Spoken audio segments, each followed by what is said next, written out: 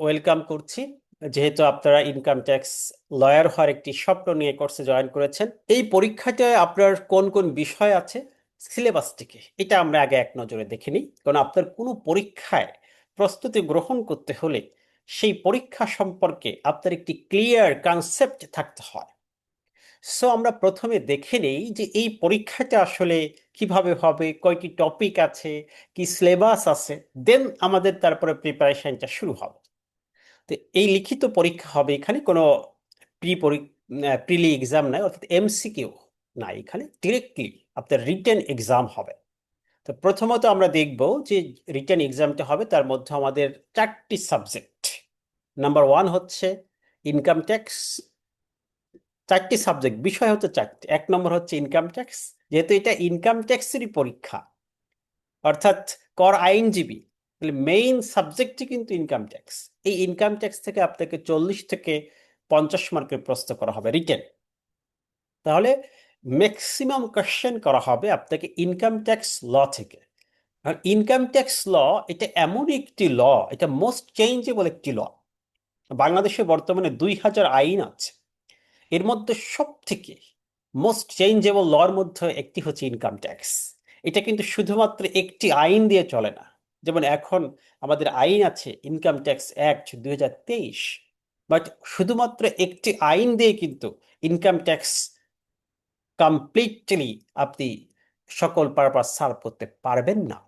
So এই আইনের পাশাপাশি আমাদের কিছু রুলস আছে, কিছু অর্ডিনেন্স আছে, কিছু এসআরও আছে, সেগুলোও পড়তে হবে, যেটা আমরা একটু পরে বিস্তারিত দেখাবো। তার মানে আমাদের মেইন সাবজেক্ট হচ্ছে ইনকাম ট্যাক্স, এটার উপর আমাদের 40 থেকে 50 মার্ক কভার করবে।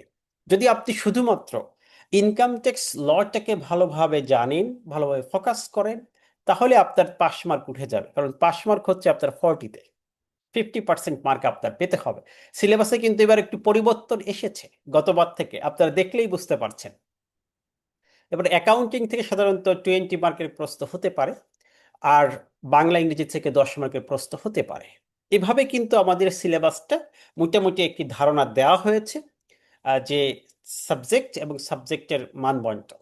তাহলে আমাদেরকে মোস্টলি এখানে দেখেন বাংলা ইংলিশ থেকে প্রিপারেশন নেওয়া তেমন কিছু নেই, কারণ এখানে একদমই কমন এবং বেসিক কিছু প্রশ্ন করা হয়। সেখান থেকে আপনি কোনো না কোনো ভাবে এখানে 50% মার্ক পেয়ে যাবেন অটোমেশনে।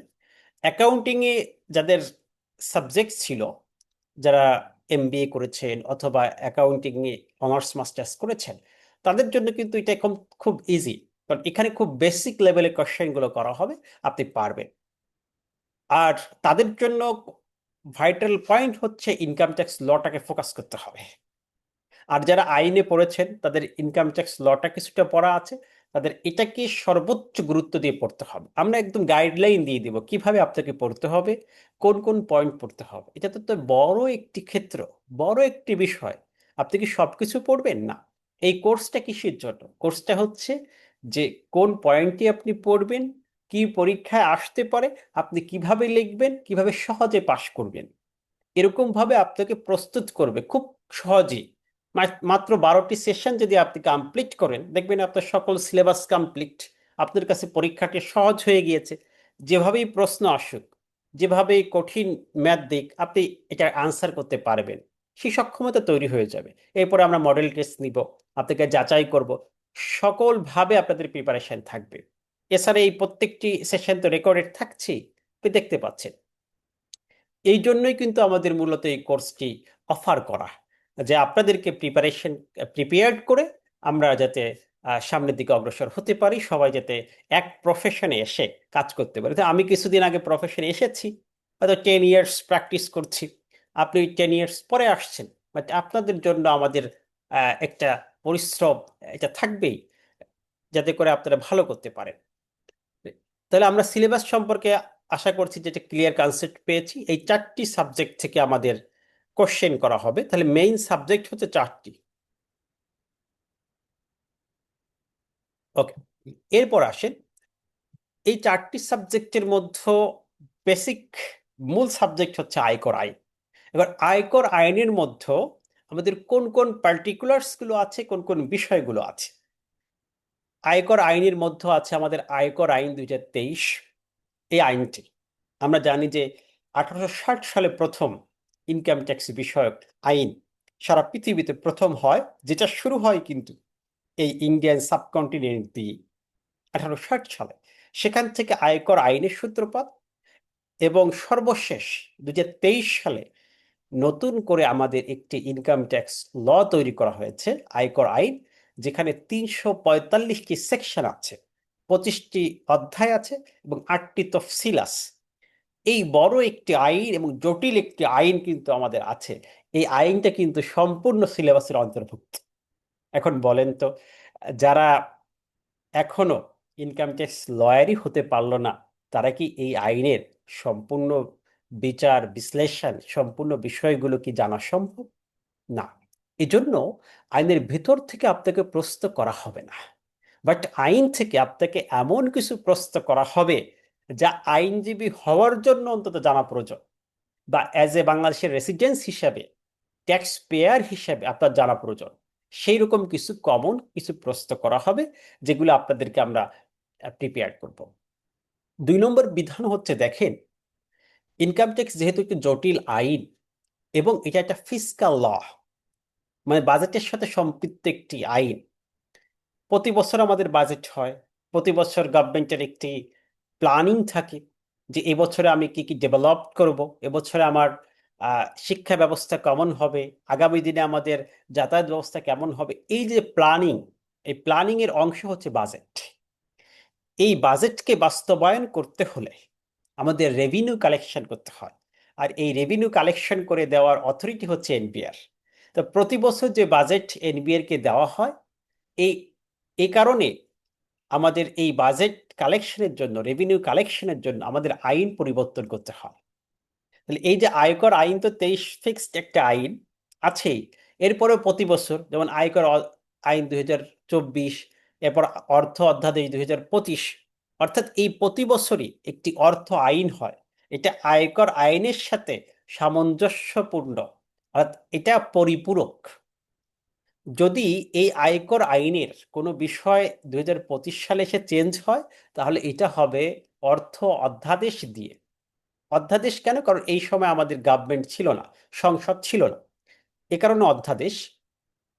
সংসদীয় সরকার ছিল না এক কথা, এ কারণে অধ্যাদেশ। গভর্নমেন্ট যদিও ছিল, তো এই সংসদ না থাকার কারণে এটা অধ্যাদেশ হয়েছে 2025-এ। এর আগে কিন্তু আইন দেখবেন, ঠিক আছে? তাহলে এই অর্থ আইনের মাধ্যমে মূলত আয়কর আইনের কিছু পরিবর্তন সাধিত হয়। অর্থ আইন কিন্তু আপনাকে সম্পূর্ণ পড়তে হবে না, যে আমাদের আয়কর আইনের কোন কোন বিষয়গুলো অর্থ আইনে আপডেট এসেছে, কোন কোন বিষয়গুলো পরিবর্তন এসেছে, সেগুলো আমাদের একটু জানা, জাস্ট এতটুকু। তা আমার মনে হয় যে অর্থ আইনে আপনাদের খুব, সিলেবাস দেখে মনে হতে পারে যে অর্থ আইনকে আমাকে সম্পূর্ণ পড়তে হবে। অর্থ আইন তো অনেক বিষয় আছে, ভ্যাটের বিষয়ও আছে, কাস্টমসের বিষয় আছে। না, অর্থ আইনের এতটুকু আপনাকে জানতে হবে যে ইনকাম ট্যাক্সের কোন পরিশোধের পরিবর্তনগুলো এসেছে। এটা খুব ইজি বিষয়। অর্থ আইন ইনকাম ট্যাক্সের রেটের পরিবর্তন আসে, কর রেয়াতের পরিবর্তন আসে, এই কমন কিছু বিষয় আমাদের আলোচনায় আসবে। এখানে খুব টেনশনের আপনার কারণ নাই। এরপর আয়কর আহ, অধ্যাদেশ হবে, এটা বিধিমালা লিখেছে, এটা হবে অধ্যাদেশ, ইনকাম ট্যাক্স অধ্যাদেশ 1984।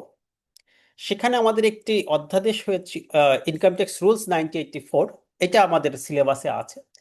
এই ইনকাম ট্যাক্স রুলস 1984, এখানে একটি অধ্যাদেশ ছিল, অধ্যাদেশ কিন্তু বাতিল হয়েছে, এটা আমাদের সিলেবাসে নাই।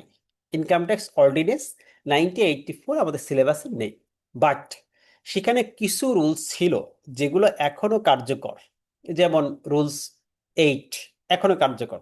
এরকম এখানে মাত্র কয়েকটি রুলস আপনাকে পড়তে হবে, ধরেন 3-4টি রুলস। এই টোটাল বিধিমালা আপনাকে পড়তে হবে না। এটা আমাদের আগের যে অধ্যাদেশ সেটার যে রুলসটা, মাত্র 3-4টি, খুবই কমন একটা বিষয়। এবার হচ্ছে উৎসে কর বিধিমালা। এই বিধিমালা 2024 সালে একটি বিধিমালা, 2025-এ কিছু আপডেট আছে। এই বিধিমালাটা আপনার পড়তে হবে। উৎসে কর মানে হচ্ছে টিডিএস, ট্যাক্স ডিডাকশন এট সোর্স। এটার একটি রুলস আছে, বিধিমালা আছে, এবং এই বিষয় কিন্তু আইনও বলা আছে।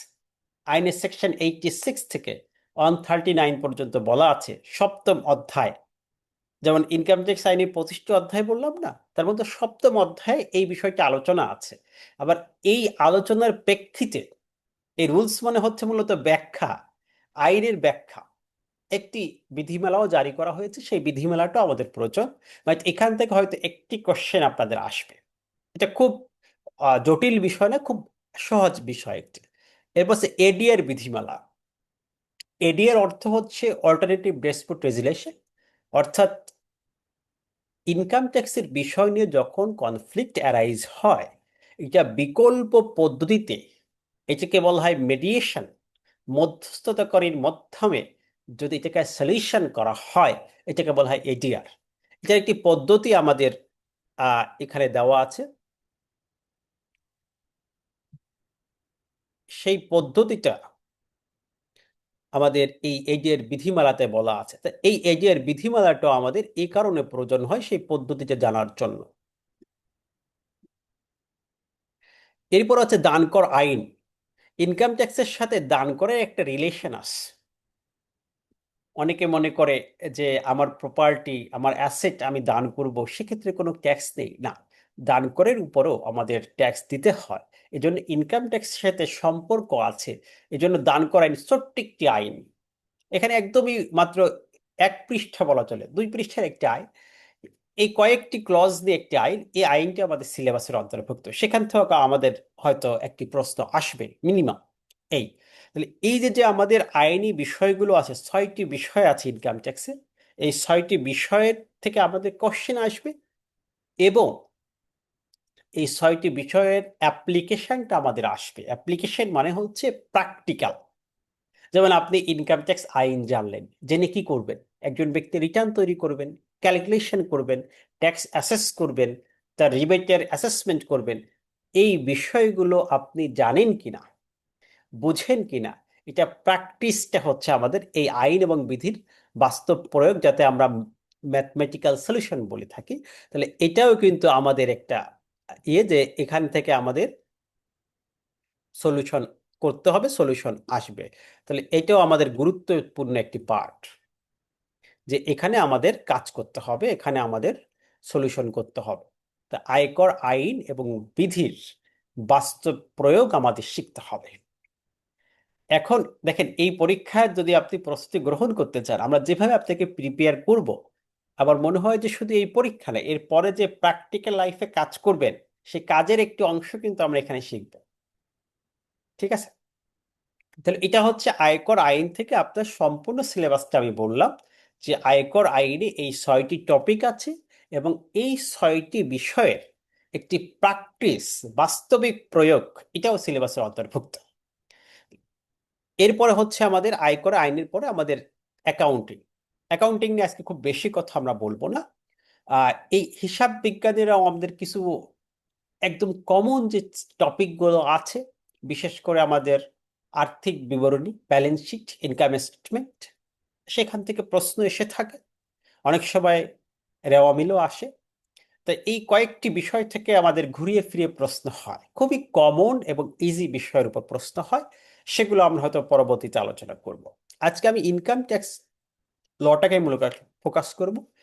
এছাড়া বাংলা ইংলিশ থেকে যে কমন যে প্রশ্নগুলো আমরা দেখি, যে সেখানে হয়তো বা কিছু সেন্টেন্স কারেকশন আসে। গতবার যেমন প্রিপোজিশন এসেছে, ভার্বের কিছু বিষয় আছে একদম কমন, গ্রামেটিক্যাল যে বিষয়গুলো আছে, আপনি হয়তো বা 19-এ যে গ্রামার পড়েছেন, সেখান থেকে কিছু প্রশ্ন হবে। আর ফ্রি হ্যান্ড রাইটিং, যেমন আপনাকে অ্যাপ্লিকেশন লিখতে হয়, ডিসিটির কাছে কিভাবে অ্যাপ্লিকেশন লিখতে হয়, সার্টিফাইড কপির অ্যাপ্লিকেশন যেমন এখন অনলাইনে অ্যাপ্লিকেশন করতে হয়, এটা কিভাবে করতে হবে। এই যে প্র্যাকটিক্যাল আমরা বাংলা ইংলিশে অ্যাপ্লিকেশন লিখে থাকি, এই অ্যাপ্লিকেশন কিন্তু প্রতি বছর একটা এসেছে কমন, এটা বাংলায়ও আসতে পারে, ইংলিশেও আসতে পারে। সো এখান থেকে আমাদের ইজিলি কিছু মার্ক আপনি অটোমেশনে পাবেন। এটা আপনাকে একটি দেখাই দেবো ফর্মুলা, সেখান থেকে আপনি পাবেন। তাহলে বাংলা ইংলিশটাকে আপনার খুব গুরুত্ব দেওয়ার কিছু নাই, এটা এখান থেকে আপনি খুব ইজিলি বেরিয়ে আসতে পারবেন। আমাদের মেইনলি ফোকাসিং পয়েন্টই হচ্ছে ইনকাম ট্যাক্স লট। বিশেষ করে যারা নতুন, তারা খুব সহজে পাশ করতে পারবেন। তবে একটা বিষয় আপনাদের মাথায় রাখতে হবে, যেহেতু এটা রিটেন এক্সাম, আপনারা হয়তো অনেকেই আছেন যেমন আমার এখানে অনেক অ্যাডমিশন নিতে এসেছে, দেখেছি যে অনেক বয়স হয়ে গেছে, হয়তো বা 10 বছর 15 বছর লেখার কোনো প্র্যাকটিস নাই। এই জন্য আপনাদেরকে অবশ্যই লেখার একটি প্র্যাকটিস করতে হবে। এটা আমি প্রথমে স্মরণ করিয়ে দিতে চাই যে লেখার একটি প্র্যাকটিস করতে হবে। যে কোশ্চেনগুলো পড়বেন এটা আপনি লিখে ফেলবেন, তাহলে আপনার জন্য সহজ হবে। আর এটাকে সহজ করার জন্য মূলত আমি, আপনি এটা স্ক্রিনশট নিয়ে রাখতে পারেন, আমাদের আইটিবি মাস্টার বইটা বের হয়েছে। এটা সম্পূর্ণ সিলেবাস কাভার করবে।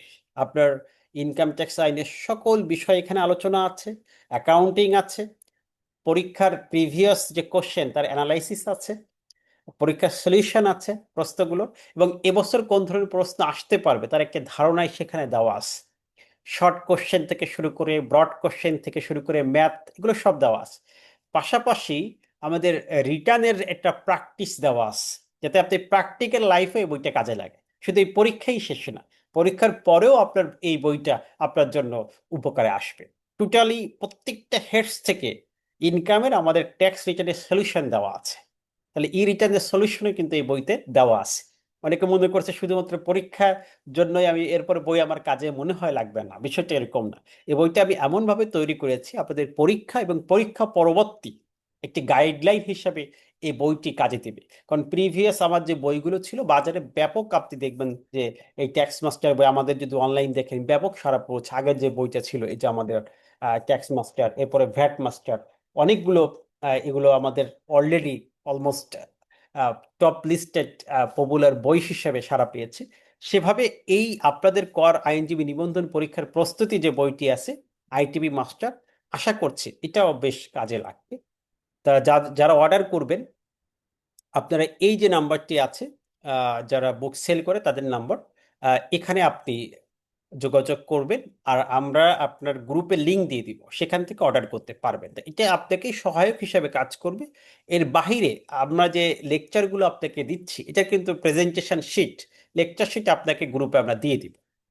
তারপরেও বইটি আপনার জন্য আমার মনে হয় যে আরেকটু বেটার হবে, কারণ এখানে ডিটেলসে আছে। এখন আসেন, আমরা এই ইনকাম ট্যাক্স যে সিলেবাস আমরা দেখলাম, এই সিলেবাস সম্পর্কে আমরা একটু ডিপে চলে যাই, যে আমাদের আসলে কি কি পড়তে হবে, কোন ধরনের প্রশ্নগুলো আসে, আমরা পরীক্ষার প্রশ্ন অ্যানালাইসিস করব, পাশাপাশি আমরা কিভাবে প্রিপারেশন এবং সব বিষয়গুলো আমরা একটু আসে। যেমন এই যে ইনকাম ট্যাক্স যে আইনটি আছে, এই আইনটি 2023 সালে তৈরি করা হয়েছিল। তো এই 23 সালের আগে আমাদের 1984 সালে একটি আইন ছিল, এটার নাম ছিল ইনকাম ট্যাক্স অর্ডিন্যান্স 1984। এই আইনের পরে আমাদের অ্যাট লাস্ট 2023 সালে আইন তৈরি করা হয়। এর আগে দেখেন এখানে কিছু আমাদের শর্ট কোশ্চেনও আসে, যে বর্তমান আইনটি কত সালের আইন বা কোন তারিখে এটা কার্যকর হয়েছে।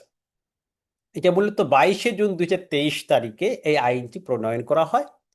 এর আগে ছিল 1984 সালে একটি অর্ডিনেন্স, এর আগে ছিল 1922 সালের অ্যাক্ট, এর আগে ছিল 1860 সালের ইনকাম ট্যাক্স অ্যাক্ট। অর্থাৎ এই যে যে ইনকাম ট্যাক্স আইন, এটা তৈরি হওয়ার পিছনে কিন্তু কিছু গল্প আছে, মজার মজার কিছু হিস্ট্রি থেকে এই আইনটি তৈরি হয়েছে। হয়তো আপনারা জানেন যে এই ইনকাম ট্যাক্স আইনটি আমাদের এই ইন্ডিয়ান সাবকন্টিনেন্টে কিভাবে আসলো।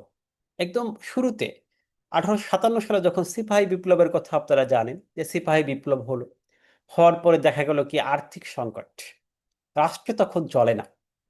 তখন তো ব্রিটিশ শাসক ছিলেন আমাদের, তারা তো খুব সূক্ষ্ম বুদ্ধির লোক।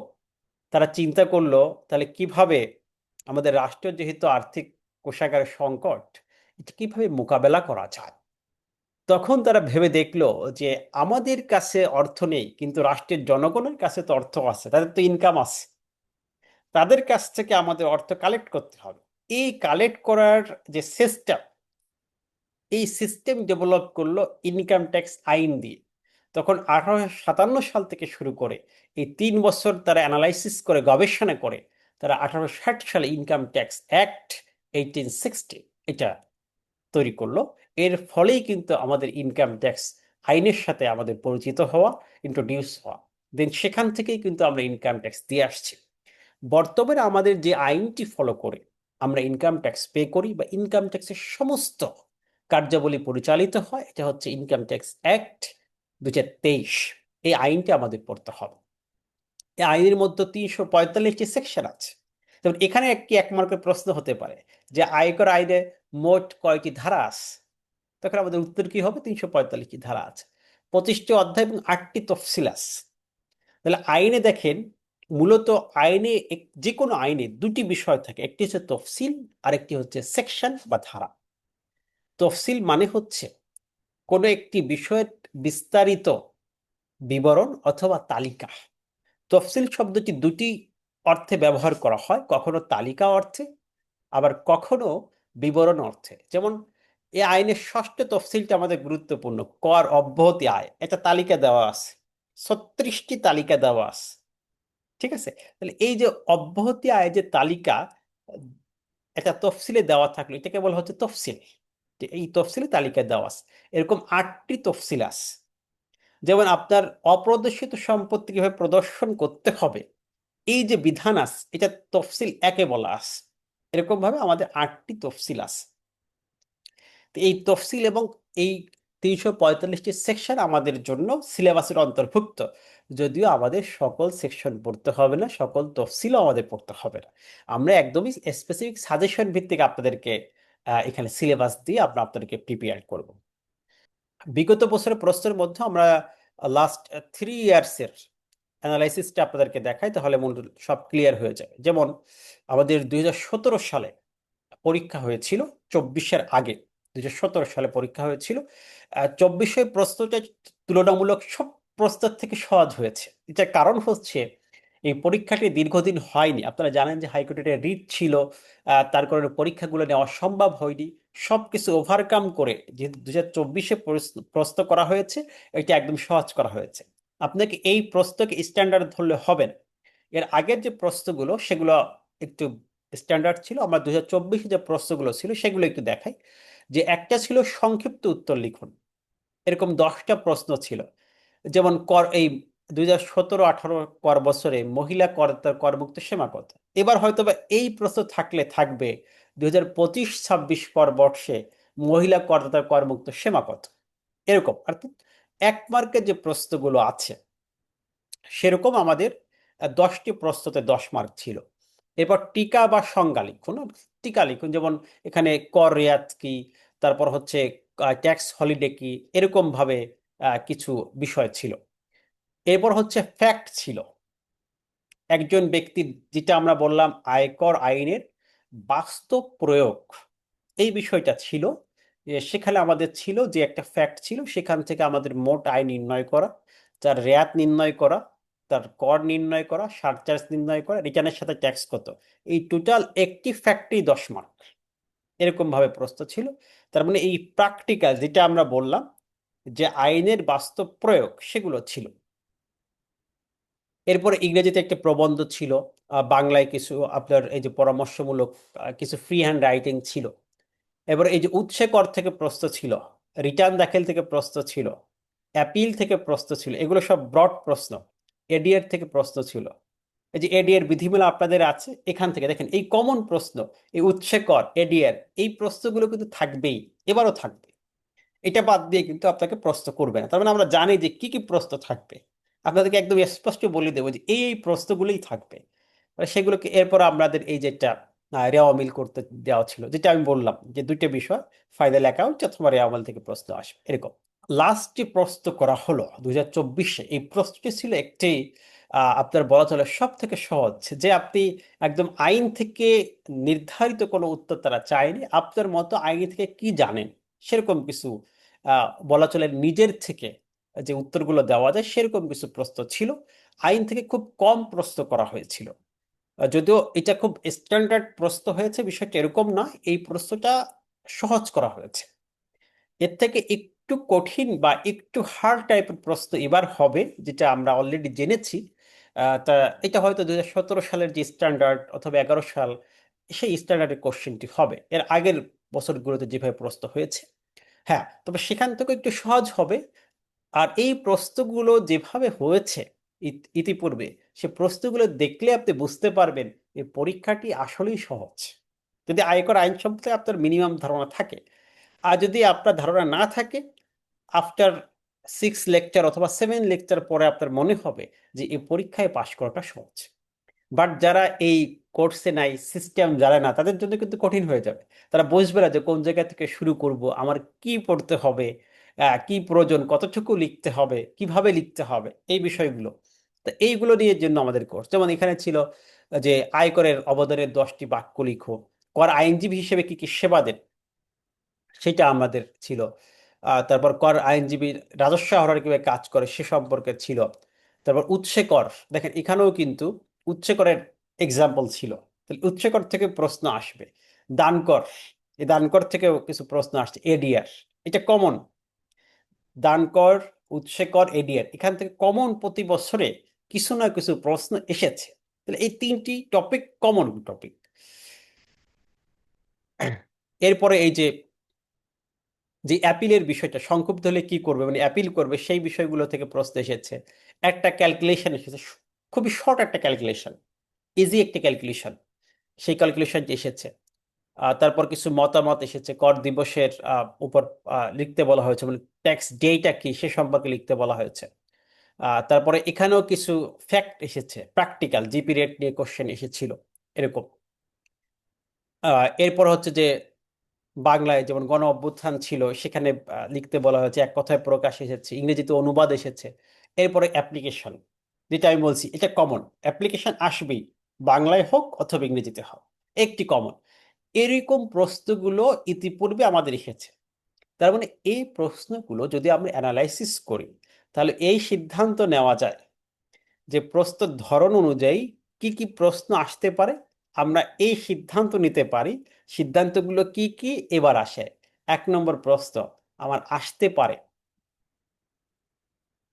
এক কথায় প্রকাশ বা ছোট প্রশ্ন আসতে পারে। নাম্বার 1 যেটা আসতে পারে আমাদের একদমই সংক্ষিপ্ত প্রশ্ন আসতে পারে, যেমন এরকম প্রশ্ন যেটার উত্তর হচ্ছে একটা সেন্টেন্সে অথবা একটি শব্দে, যার মান হচ্ছে 1। যেমন আয়কর আইন কোন তারিখ থেকে কার্যকর করা হয়, আমি একটু আগে বললাম যে আইনটি 22 জুন 2023 তারিখ থেকে কার্যকর করা হয়, এটা একটা প্রশ্ন হতে পারে।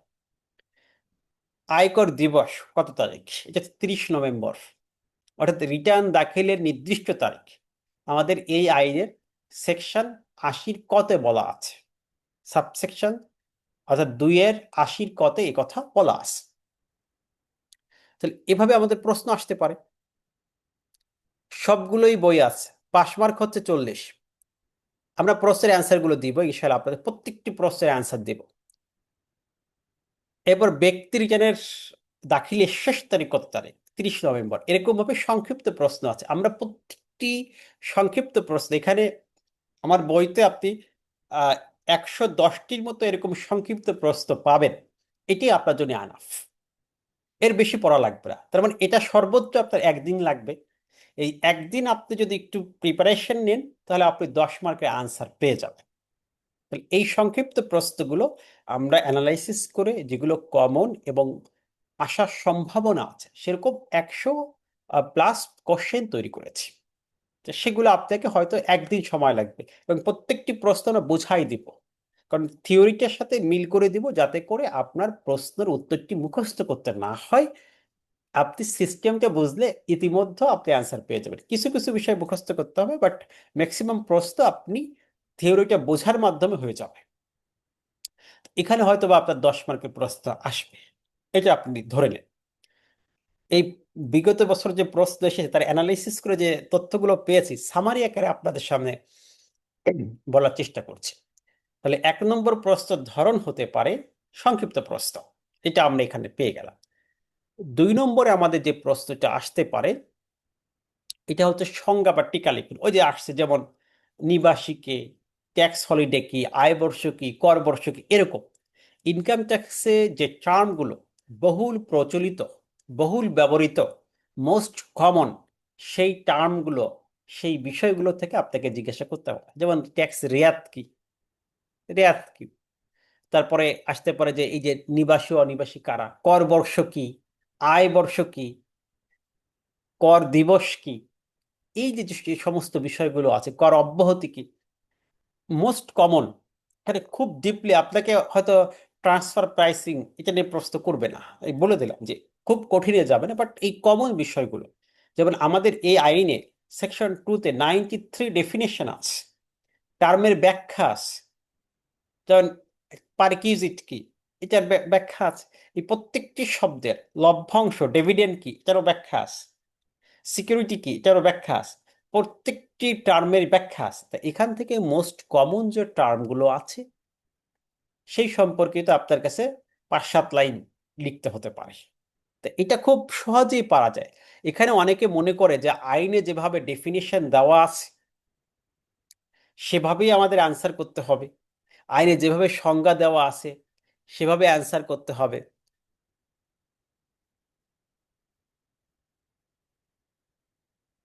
বিষয়টা এরকম নয়। এটা হচ্ছে এই সম্পর্কিত বিষয়টি সঠিকভাবে লিখতে পারলেই হবে। আপনাকে এই পরীক্ষাকে আমরা জটিল করছি, যারা একদমই কোনো দিনও আপনার ইনকাম ট্যাক্স ল পড়েননি তারাও মনে হয় যে আমার এই সেশনগুলো করলে আপনি ইজিলি পারবেন। একটি পরীক্ষা নিয়ে ভয়ের কোনো কারণ নেই, কারণ এত সহজ একটি পরীক্ষা এটা নিয়ে অনেকে টেনশনে আছেন না।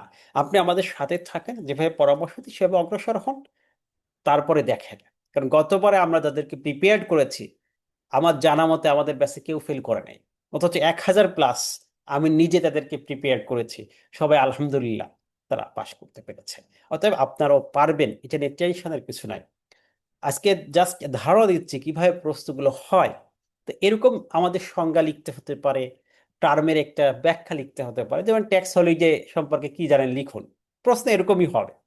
কর অব্যাহতি কি লিখুন এরকম, বা কর অব্যাহতি বা নিবাসী কি লিখুন। তাহলে এই সম্পর্কিত বিষয়গুলো আমাদের কমন যে বিষয়গুলো আছে সেখান থেকে আপনাকে টার্ম অথবা আপনার ডেফিনেশন এরকম 2 মার্কের এক একটি প্রশ্নের মান থাকবে 2, হয়তো আপনার হাফ পৃষ্ঠা লিখতে হবে, খুব বেশি না, অথবা 5-7 লাইন লিখতে হবে।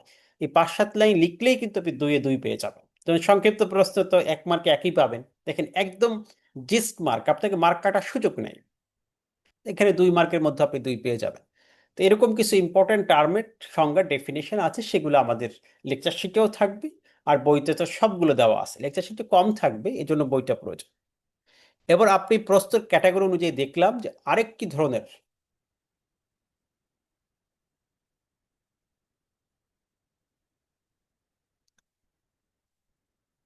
হ্যাঁ, আপনাকে ধন্যবাদ। হ্যাঁ, অনেক ফ্রেন্ড, আপনার অনেক ফ্রেন্ড, আমাদের মোটামুটি সকলের কাছে আমাদের এই বিশেষ করে ট্যাক্স লয়ারদের জন্য এটা খুব পরিচিত একটি প্ল্যাটফর্ম হয়েছে ইতিমধ্যে।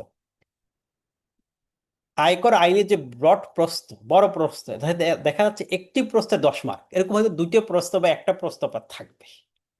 তো একটা প্রশ্ন থাকবে, এটা তো মোস্ট কমন, আমি 4টে প্রশ্ন বলে দেবো, সেখান থেকে একটাই থাকবে, এরকম একটি বিষয়। যেমন দেখছেন যে উৎসে কর থেকে প্রতি বছর আসছে, এডিআর থেকে আসছে, এগুলোর থেকে একটা কমন প্রশ্ন থাকবে, আর একটা হয়তো বা রেয়াত অথবা অন্য কোনো বিষয় থেকে থাকতে পারে, অ্যাপিল, এই সব বিষয় থেকে থাকতে পারে।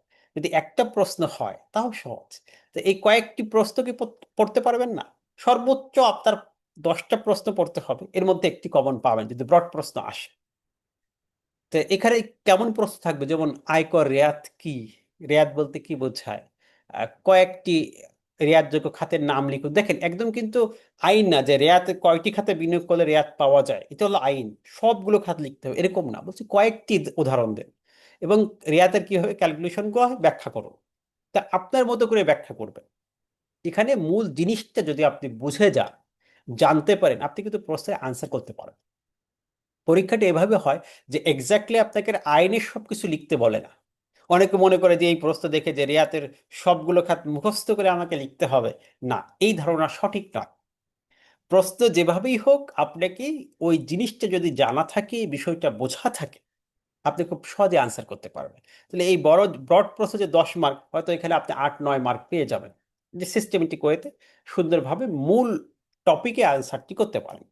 যেমন কর রেয়াত কি, কর রেয়াত মানে হচ্ছে, যেমন রেয়াত আপনার সহজ ভাষায় বলি, ডিসকাউন্ট শব্দ মনে আছে না? যেমন কোনো শপে দেখবেন এখন ডিসকাউন্ট চলিতেছে, এই রেয়াত মানে হচ্ছে ট্যাক্স থেকে একটা ছাড়, ট্যাক্স থেকে একটি অব্যাহতি। একজন ব্যক্তি যে মোট ট্যাক্স এসেছে সেখান থেকে কোনো ছাড় পাওয়াকে বলা হয় ট্যাক্স রিবেট বা আয়কর রেয়াত। ইংরেজিতে বলা হয় রিবেট, বাংলায় বলা হয় রেয়াত। আর এর মূল ইনফরমেশন হচ্ছে ট্যাক্স ছাড় পাওয়া, ডিসকাউন্ট পাওয়া, এটা মনে রাখবেন। তা রিয়াত কিভাবে পাওয়া যায়, এইসব বিষয়গুলো আমরা কিন্তু আপনাকে বলবো।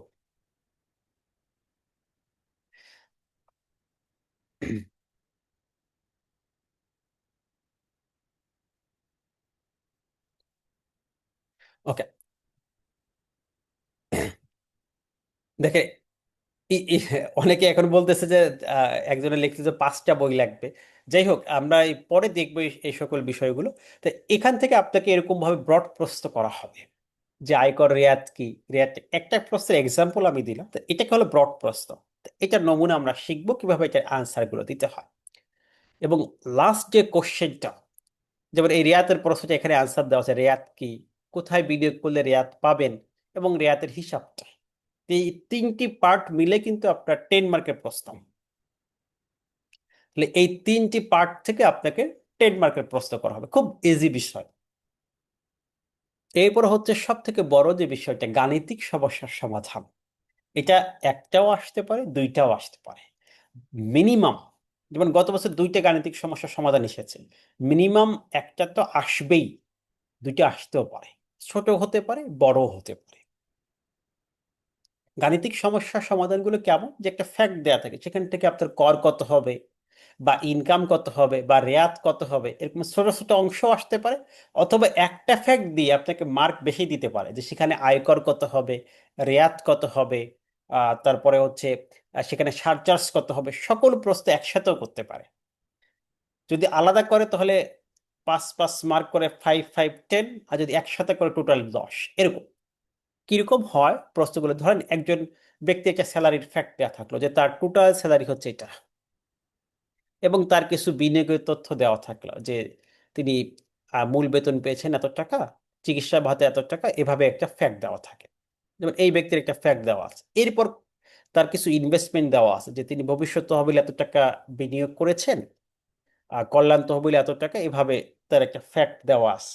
অ্যাকচুয়াল ঘটনা, তার বাস্তবিক প্র্যাকটিক্যাল যে ফ্যাক্টটা সেটা দেওয়া আছে। দেওয়ার পরে আপনাকে প্রশ্ন করা হবে যে তার কর দায় নির্ণয় করো, তার ট্যাক্স কত। তাহলে এখানে বলা আছে যিনি সচিবালয় কর্মরত সরকারি চাকরিজীবী। এখন আমাদের মনে রাখতে হবে, সরকারি চাকরির ক্ষেত্রে 3টি বিষয় করযোগ্য হয়। যদি শুধু একটা প্রশ্ন করা হয়, তার করযোগ্য আয় কত, তাহলে এটা দিয়ে আপনার 5 মার্কের প্রশ্ন করলো, যে এই ব্যক্তির এই পার্টিকুলার স্যালারি পেয়েছে, তিনি সরকারি চাকরি করেন, তার করযোগ্য আয় পরিমাণ নির্ণয় করো। হতে পারে এতটুকুই শেষ। আমি সম্পূর্ণ ধাপটা দিয়েছি, এই একটি ধাপে একটি প্রশ্ন হতে পারে। তা আপনি গভর্নমেন্ট যদি এমপ্লয়ি হয়, তাহলে আপনি জানেন যে আমাদের 7 নম্বর এসআরওতে এই সম্পর্কিত বিষয় বলা আছে। এখানে কিন্তু এসআরও কথা বললাম, স্ট্যাটিউটরি রেগুলেটরি অর্ডার। গভর্নমেন্টের স্যালারি থেকে কিভাবে ট্যাক্স হবে, এটা কিন্তু আইনে কোথাও বলা নেই, এটা এসআরওতে বলা আছে। তো এখানে আমাদের বলা আছে যে মূল বেতন, চিকিৎসা ভাতা, এই টোটাল স্যালারিটা আপনাদের যা হবে, সেখান থেকে 3টি পার্টিকুলার্স যেটা নোট রাখেন গভর্নমেন্টের জন্য। এই একটা ম্যাথ আপনি শিখে ফেললেন। গভর্নমেন্ট এমপ্লয়ি যেই পার্টিকুলার্স এর স্যালারি পাক না কেন, অনলি 3টি পার্টিকুলার্স করযোগ্য। 1 নম্বর হচ্ছে মূল বেতন, 2 নম্বর উৎসব ভাতা, 3 নম্বর বোনাস। এই 3টির বাহিরে যত প্রকার ফ্যাসিলিটি, সুযোগ সুবিধা তিনি পাবেন, সবগুলো অব্যাহতি। তাহলে আর যদি একটি প্রশ্ন হয় তার করযোগ্য ইনকাম কত, তাহলে এখানে যে পার্টিকুলার্স গুলো তিনি স্যালারি পেয়েছেন, তার মধ্যে 3টির মধ্যে 2টি আছে, মূল বেতন আছে আর উৎসব ভাতা আছে। এই 2টি যোগ করবেন, করযোগ্য আয় বের হয়ে গেল। একটি প্রশ্নের আনসার হয়ে গেল 5 মার্ক, 9,24,000 করযোগ্য ইনকাম। দেখেন, এই যে প্রশ্ন করা হলো, তার মূল বেতন করযোগ্য, তার উৎসব ভাতা করযোগ্য, আর বোনাস এখানে নাই। 3টি পার্টিকুলার্স মনে রাখবেন করযোগ্য। আবারও বলছি, মূল বেতন, উৎসব ভাতা, বোনাস। কয়টি পার্টিকুলার্স? 3টি। মূল বেতন, উৎসব ভাতা, বোনাস। এই 3টি পার্টিকুলার্স করযোগ্য, বাকি সব অব্যাহতি। এখন দেখেন, অনেকে বলেন যে স্যার আমি তো ইতিপূর্বে আইন পড়ি না। আপনি পড়ার দরকার নাই, এখনই পড়বেন, এখন নতুন করে প্রিপারেশন শুরু করবেন, আপনি অবশ্যই পাশ করবেন। এটা দায়িত্ব নিয়ে বলছি যে এটা যদি আপনি আমাদের সাথে থাকেন, ফেল করার সুযোগ নাই। যদি আপনি নিজে ইচ্ছায় ফেল করেন, মানে ইনকাম ট্যাক্স এই এক্সামে ফেল করা খুবই কঠিন ব্যাপার, পাশ করাটা সহজ। ইচ্ছা করে ফেল করতে হবে। আপনি যদি প্রিপারেশন নেন, আমাদের সাথে থাকেন, ফেল করার সুযোগ আমি দেখি না। এবং গত বছর বললাম না, কেউ ফেল করে নাই আমার জানা মতে। দুই একজন যদি করে থাকে আমি জানি না, যারা রেগুলার ক্লাস করেছে সবার ইনফরমেশন আমার কাছে আছে, আমি কাউকে পাইনি যিনি ফেল করেছেন।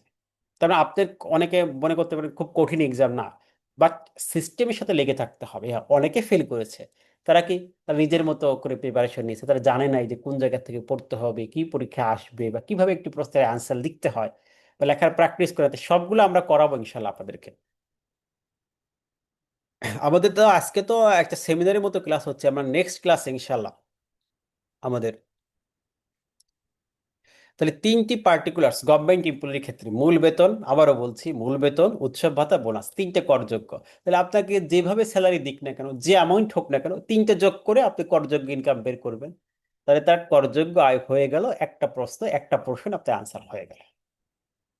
আর যদি নন গভর্নমেন্ট হয় তাহলে কি হবে, আপনাদের প্রশ্ন আসতে পারে, এজন্য ব্যাখ্যা করছি।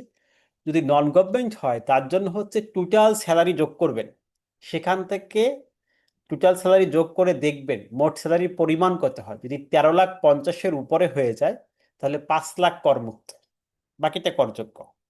আর যদি 13,50,000-এর নিচে হয় তাহলে 1/3 করমুক্ত। এটা আমি এক্সাম্পল দিয়ে বুঝাবো পরবর্তীতে। তাহলে এই যে 9,24,000 করযোগ্য হলো, এটা একটা প্রশ্নের আনসার হলো। এই করযোগ্য আয়ের উপরে আপনাকে ট্যাক্স ক্যালকুলেশন বা ট্যাক্সের হিসাবটা করতে হবে। ট্যাক্সের হিসাবটা কিভাবে করবেন, এই দেখেন একটা স্ল্যাব আছে যে 3,50,000 হচ্ছে শূন্য, পরবর্তী 1 লাখে 5%, 5,000, পরবর্তী 4 লাখে 10%, 40,000, আর বাকি অ্যামাউন্ট যেটা থাকে 9,24,000, বাকি থাকে 74, এটার উপর 15%, 11,100 টাকা। এই 56,100 টাকা তার ট্যাক্স হবে। এই ক্যালকুলেশনটা আমি একটা লজিক দিয়ে সিস্টেম দিয়ে আপনাদের শিখাই দেবো, যে কিভাবে যদি করযোগ্য আয় জানা যায় তার ট্যাক্স কিভাবে নির্ণয় করতে হয়। আপনাকে প্রথমে মনে রাখতে হবে একজন ব্যক্তি সকল ইনকামের উপর ট্যাক্স হয় না। প্রথম ইনকামকে আপনার সেগ্রিগেট করতে হয়, ভাগ করতে হয়, তার ইনকামের কোন অংশটা করযোগ্য, কোন অংশটা অব্যাহতি। যে ইনকামটা করযোগ্য শুধুমাত্র সেই ইনকামের উপরই তার ট্যাক্স আরোপ হয়, ট্যাক্সের হিসাব হয়। তো এভাবে করে আমাদের এই প্রশ্ন, তাহলে আমি ইনকাম ট্যাক্স থেকে 4 ক্যাটাগরির প্রশ্ন আপনাকে দেখালাম, আপনি নিঃসন্দেহে বুঝতে পেরেছেন।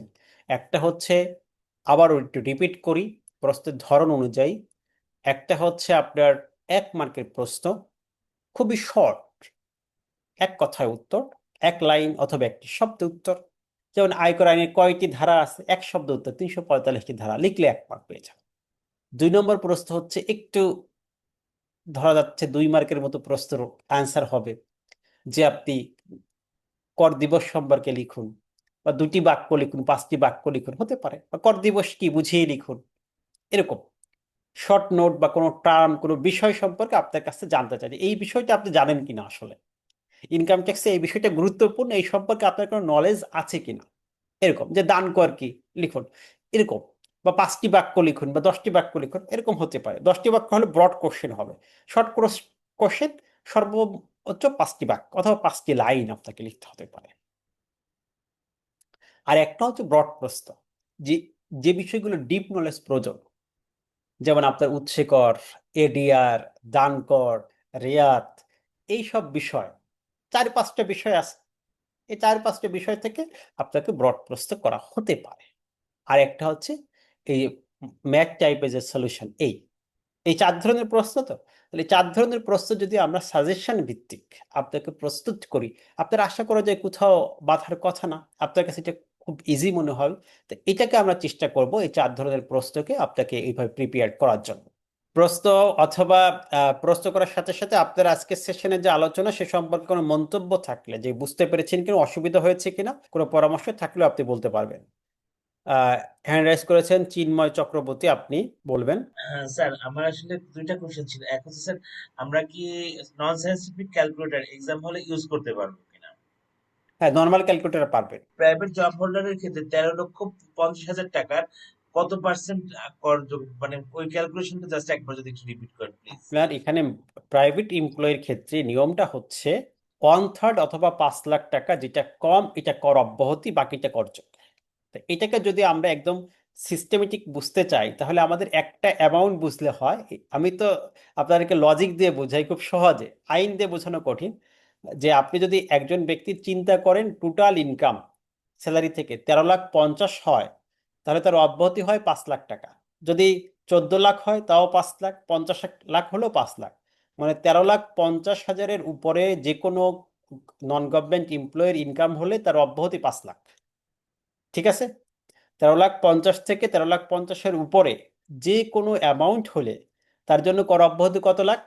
5 লাখ স্যার। 5 লাখ। যদি এর নিচে হয়, ধরেন 12 লাখ হলো, তাহলে 1/3, 4 লাখ। যদি 12 লাখ হলে 1/3 হবে। 1/3 অর্থাৎ 13,50,000-এর 1 টাকা নিচে হলেও 1/3 অব্যাহতি। থ্যাংক ইউ যদি স্যার। 10 লাখ হয় 1/3 অব্যাহতি, যদি 9 লাখ হয় 3 লাখ অব্যাহতি, 1/3। এরকম ভাবে চিন্তা করবেন। তাহলে একটা অ্যামাউন্ট যদি আপনি মনে রাখেন, দেখেন আপনার জন্য ম্যাথ সহজ হয়ে গেল। আইন অনেক বোঝা কঠিন। যে আমার বেসরকারি এমপ্লয়ি টোটাল স্যালারি কত হয়েছে? 13,50,000 কম হয়েছে, 1/3 অব্যাহতি। টোটাল স্যালারি 13,50,000 বেশি হয়েছে, 5 লাখ অব্যাহতি। কথা শেষ। বুঝতে পেরেছেন? জি sir, thank you sir. Sir আমার ব্যাট কনসালটেন্সির প্রিপারেশন আপনাদের কাছে কোচিং করে অনেক ভালো স্যার। আপনাদের কাছ থেকে অনেক ভালো ফিডব্যাক পেয়েছি স্যার। থ্যাংক যাক ইউ স্যার। আলহামদুলিল্লাহ, নারায়ণ ভাই আলহামদুলিল্লাহ। খুবই হেল্পফুল স্যার। কল দিলে সবসময় রিসিভ করে। ওকে, এরপরে কামরুজ্জামান মুন, জি পরীক্ষা স্যার, সম্পর্কে খুব আইডিয়া। ভালো লাগছে স্যার, ক্লাসগুলো খুব ভালো লাগছে। ওকে, ধন্যবাদ আপনাকে। আরিফুল ইসলাম। আসসালামু আলাইকুম স্যার, আপনার সেশনটি আজকে চমৎকার লেগেছে। আমি আপনার পূর্বর একটা ল্যান্ড ম্যানেজমেন্ট একটা কোর্সে আমি আপনার স্টুডেন্ট ছিলাম, খুবই ভালো লাগেছিল স্যার। ওখান থেকেই মূলত আপনাকে আবার সার্চ করে এখানে আসা। মারিয়া রিফাত ইসলাম। জি আসসালামু আলাইকুম স্যার। ওয়ালাইকুম আসসালাম। স্যার আমি বিবিএ করেছি মার্কেটিং এ এন্ড আমি এলএলবি ফাইনাল দিয়েছি, জাস্ট আমার ভাইবাটা বাদ আছে। সো আমি কি আইটিপি টা দিতে পারবো? হ্যাঁ, বিবিএ থাকলে তো, বিবিএ তো আপনার অ্যাকাউন্টিং ছিলই, আপনি তো অ্যাকাউন্টিং ছিল, অবশ্যই, রাইট? হ্যাঁ হ্যাঁ হ্যাঁ, হ্যাঁ। আপনি অবশ্যই পারবেন। বিবিএ দিয়ে আপনার এ লাগবে না। স্যার অনেক ভালো লেগেছে, থ্যাংক ইউ, ভালো হয়েছে। ধন্যবাদ। এরপরে আমাদের সানজিদা নাদিয়া। স্যার আসসালামু আলাইকুম। ওয়ালাইকুম আসসালাম। হ্যাঁ স্যার, আমি আসলে জানতে চাচ্ছিলাম ওই যে একটা বলেছেন যে মডেল টেস্ট বা পরীক্ষা হবে, তো সেটা কি আপনার ক্লাসের পরপর হবে নাকি সব ক্লাস শেষ হওয়ার পরে হবে? শেষ হওয়ার পরে হবে। সবগুলা পূর্ণাঙ্গ ক্লাস শেষ হয়ে যাওয়ার পরে, শেষ পূর্ণাঙ্গ হওয়ার শেষ পরে। হওয়ার পরে? হুম, শেষ হওয়ার পরে। ওকে স্যার, সেটার জন্য জানতে চাচ্ছিলাম। Thank you sir. পরীক্ষাগুলো ধন্যবাদ। আসার দরকার আছে। ক্লিয়ার কিনা যারা জি বিশেষ করে জি আপনার join স্যার, করছেন? সবগুলাই ক্লিয়ার হয়েছে মাশাআল্লাহ। মনে হচ্ছে সহজ হবে পরীক্ষা। হ্যাঁ, ইনশাল্লাহ ইনশাল্লাহ। জি স্যার, ধন্যবাদ। দোয়া করবেন যেন আমরা সবাই পাশ করি। ইনশাল্লাহ আমাদের দোয়া থাকবে, প্রচেষ্টা থাকবে। এরপর সব কিছু তো আল্লাহর ইচ্ছা, আল্লাহর উপর তাওয়াক্কুল করে ইনশাল্লাহ আপনারা শুরু করেন। আশা করছি ইনশাআল্লাহ। যে এই, জি স্যার। কারণ একটা বাণী আছে যে বান্দা চেষ্টা করলে আল্লাহ সেটা তার দেয়। সেই চেষ্টাটা থাকলে ইনশাল্লাহ সবাই সফল হবে, সে আশা রাখছি। নেক্সট ক্লাস হচ্ছে আপনার 5 তারিখ। সে পর্যন্ত সবাই ভালো থাকবেন, সুস্থ থাকবেন, সেই প্রত্যাশায় আজকে শেষ করছি। আসসালামু আলাইকুম ওয়া রাহমাতুল্লাহ।